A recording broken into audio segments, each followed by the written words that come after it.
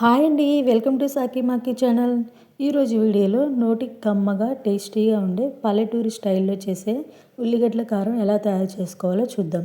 నోరు బాగలేనప్పుడు ఏమైనా కారంగా తినాలనిపించినప్పుడు ఈ కారం ట్రై చేయొచ్చండి.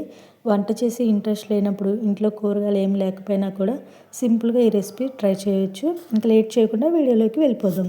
దీనికోసం 2 పెద్ద సైజు ఆనియన్ తీసుకొని పెద్ద పెద్ద ముక్కలుగా కట్ చేసుకోవాలి. తర్వాత ఒక మిక్సీ జార్ తీసుకొని ఉల్లిపాయ ముక్కలను వేసుకోవాలి. అలాగే 3 టేబుల్ స్పూన్ల వరకు కూడా కారం వేసుకోవాలి. 1½ టేబుల్ స్పూన్ సాల్ట్ వేసి కచ్చాపచ్చాగా మిక్సీ పట్టుకోవాలి. ఉల్లిపాయ ముక్కలు పూర్తిగా మెదగకూడదు, కొంచెం కచ్చాపచ్చాగానే ఉండాలండి. రోల్లో దంచుకుంటే ఇంకా టేస్టీగా ఉంటుంది ఈ కారం. చూడండి, ఈ విధంగా మిక్సీ పట్టుకోవాలి. తర్వాత ఒక ప్యాన్ పెట్టుకొని 2 టేబుల్ స్పూన్ల ఆయిల్ వేసుకోవాలి. ఆయిల్ హీట్ అయిన తర్వాత తాలింపు దినుసులు వేసుకోవాలి. అవి వేగాక 2 ఎండుమిర్చి ముక్కలు, కొంచెం కరివేపాకు వేసుకోవాలి. ఇవన్నీ కూడా బాగా ఫ్రై అయిన తర్వాత మనం ఆల్రెడీ మిక్సీ పట్టి పక్కన పెట్టుకున్న ఉల్లిపాయ కారం ఆయిల్లో వేసుకొని బాగా కలుపుకోవాలి. ఆయిల్ అంతా కూడా బాగా కారంకి పట్టేలాగా మిక్స్ చేసుకోవాలి. స్టవ్ సిమ్లోనే ఉంచి ఒక 5 నిమిషాలు మగ్గనివ్వాలండి. ఉల్లిపాయ ముక్కలు బాగా మగ్గాలి, అప్పుడే టేస్ట్ బాగుంటుంది.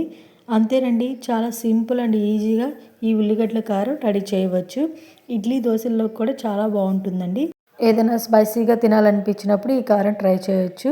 వేడివేడి అన్నంలోకి ఈ కారం వేసుకొని తింటే చాలా బాగుంటుందండి. మీరు కూడా ఒకసారి ఇంట్లో ట్రై చేయండి. ఎలా వచ్చిందో నాకు కామెంట్ చేయండి. వీడియో నచ్చితే లైక్ చేయండి, సబ్స్క్రైబ్ చేసుకోండి. Thank you for watching.